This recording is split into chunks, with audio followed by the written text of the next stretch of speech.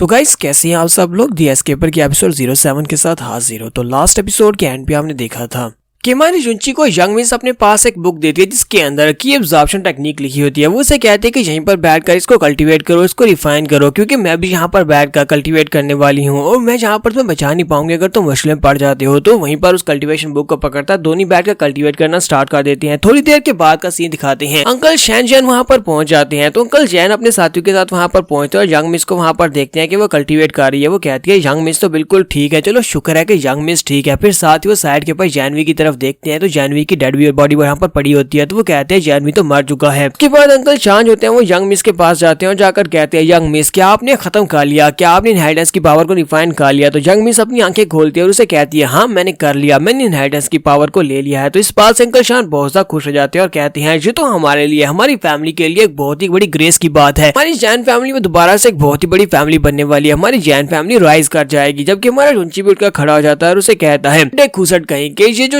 Inheritance की power है जो तुम्हारी यंग मिस ने ली है तुमने नहीं ली, तो फिर तुम इतना ज्यादा खुश क्यों हो रहे हो। जबकि बुढ़ा आदमी जो होता है वो यानी मास्टर जैन जो होते हैं वो उसकी तरफ देखते हैं और गुस्से के साथ उसे कहते हैं लड़के तुम अभी तक जिंदा हो तो अब तुम बिल्कुल भी जिंदा नहीं बचोगे। और वो सभी लोग गुस्से के साथ हमारे रुंची को घूर कर देखते हैं और कहते हैं यंग मिस प्लीज अब साइड के ऊपर हो जाए, अब हमें इस लड़के को मारने दे। हमने इस लड़के के साथ आपकी नकली शादी करवाई लेकिन ये आपकी रेपुटेशन का सवाल है क्योंकि अब आप इनहेरिटेंस की पावर लेने के बाद जैन फैमिली की लीडर बनने वाली हैं। तो हम नहीं चाहते कि इस तरह का कोई कीड़ा मकोड़ा आपके आसपास रहे, तो हम इसे अभी मार डालते हैं। जबकि हमारी यंग मिस उनसे कहती है प्लीज इसे जाने दे, मैंने पहले भी कहा था कि इसका काम खत्म होने के बाद से जाने देंगे। कि अंकल जैन जो होते हैं उसकी बात को इग्नोर करते हुए कहते हैं नहीं हमें अपनी जैन फैमिली की इज्जत बचाने के लिए इसको मारना होगा। अपनी पावर्स को रिलीज करते हुए झुंझी के ऊपर अटैक करने के लिए आगे बढ़ते हैं। जबकि हमारी यंग मिस उसके सामने खड़ी हो जाती है और कहती है ऐसा नहीं हो सकता, हमारी जैन फैमिली किसी भी ऐसे के साथ अनग्रेटफुल नहीं हो सकती जिसने हमारे पर एहसान किया हो, जिसने हमारे साथ कुछ अच्छा किया हो। जबकि हमारा शुंची उसकी तरफ देखता और कहता है बुढ़े आदमी तुमने यहाँ पर जानबूझकर मुझे मजबूर किया है, अब देखो मैं यहाँ पर क्या करने वाला हूँ। और इसी के साथ ही वो अपना हाथ आगे बढ़ाता है यंग मिस की गर्दन के ऊपर रखते हुए कहता है चलो आओ अब आकर मुझे मार कर दिखाओ। तो अंकल जैन वहीं पर रुक जाते हैं क्योंकि हमारे शुंची ने यहाँ पर यंग मिस को बंदी बना लिया है। अंकल जैन कहते हैं कमीने घटिया इंसान कहीं के, जो तुम क्या कर रहे हो, तुम्हारे यंग मिस को बंदी क्यों बना रहे हो।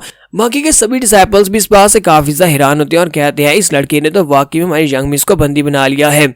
तो हमारा शुंची सभी लोगों से कहता है कि तुम सभी लोग अगर यहाँ पर अपनी यंग मिस को मरा हुआ देखना चाहते हो तो जल्दी से आ जाओ, चलो देखते हैं कि मैं तुम्हारी यंग मिस को मार पाता हूँ या नहीं। तुम सभी लोग आजमा कर देख सकते हो। तो मास्टर जैन हमारे झुंची से कहते हैं लड़के तुम्हारे अंदर इतनी हिम्मत नहीं है कि तुम हमारी यंग मिस के साथ ऐसा कुछ कर सको, तुम यंग मिस के साथ ऐसा कुछ भी नहीं करोगे, हमारी यंग मिस को जाने दो वरना मैं तुम्हें बहुत ही बुरी मौत मारूंगा। जबकि हमारे झुंची से कहता है कि बुढ़े आदमी क्या तुम्हें लगता है कि मैं तुम्हारी यंग मिस के साथ ऐसा वैसा कुछ नहीं कर सकता, मैं तो इसके साथ और भी बहुत कुछ कर सकता हूँ। और इसी के साथ ही हमारा झुंची उसको अपनी तरफ खींचता और साथ ही उसके होंठों के ऊपर उसे किस कर देता है। तुम्हारा झुंची सभी के सामने उसे किस कर देता है। ये देखने के बाद जैन फैमिली के सभी लोगों के मुंह खुले खुले रह जाते हैं। वो कहते हैं इस कमीने को रोको, इस कमीने को रोको, इसने हमारी यंग मिस को किस कर दी, ऐसा कैसे हो सकता है, अब तो इसे मरना होगा। वो सभी लोग और भी ज्यादा गुस्सा हो जाते हैं। जबकि हमारा झुंची वहाँ पर कहता है अब देखो चिराग क्या मैं यहाँ पर और क्या कुछ कर सकता हूँ। जबकि यंग मिस वहाँ पर शर्मा रही होती है क्योंकि अब उसे झुंची से प्यार हो गया है। तुम्हारा झुंची उन सभी लोगों से कहता है कि तुम सभी लोग यहाँ पर इस तरह हैरान होकर क्यों देख रहे हो, क्योंकि हम दोनों शादीशुदा हैं, हम दोनों हस्बैंड एंड वाइफ है, तो हम लोग जहाँ पर चाहे वहाँ पर किस कर सकते हैं। यंग मिस हमारे झुंची से कह रही होती है प्लीज झुंची मुझे छोड़ो और जहाँ पर मुझे जाने दो, मैं तुमसे वादा करती हूँ कि मैं तुम्हें यहाँ पर से जिंदा जाने दूंगी, इन सभी को मैं तुम्हें कुछ भी नहीं करने दूंगी और जहाँ पर दोबारा ऐसा करने के बारे में सोचना मत, मुझे किस विस किया तो फिर मैं तुम्हें बिल्कुल भी माफ नहीं करूंगी। अंकल जैन कहते हैं अच्छा ठीक है जुंची, ठीक है यंग मिस को छोड़ दो, मैं तुमसे वादा करता हूँ तुम यहाँ से सेफली जा सकते हो। जुंची कहता है क्या मैं तुम्हें बेवकूफ दिखाई देता हूँ, मुझे लगता है कि तुम यहाँ पर मुझे पर दोबारा अटैक करोगे। लोगों ने पहले मुझे यहाँ पर बलि के बकरे के तौर पर यूज किया, फिर मुझे एक शील्ड के तौर पर यूज किया और उसके बाद मुझे एक टेस्टिंग सब्जेक्ट के तौर पर यूज किया। हर बार यहाँ पर मुझे मारने की पूरी कोशिश की गई और मैं यहाँ पर तुम्हारी बातों के ऊपर बिल्कुल भरोसा नहीं करने वाला। वो अपनी तलवार उठाता है यंग मिस की गर्दन के ऊपर रखते हुए कहता है तुम सभी लोग यहाँ पर पीछे रहो, मुझे तुम्हारी किसी बात के ऊपर भरोसा नहीं है। दोनों यहाँ से इकट्ठे बाहर निकलेंगे।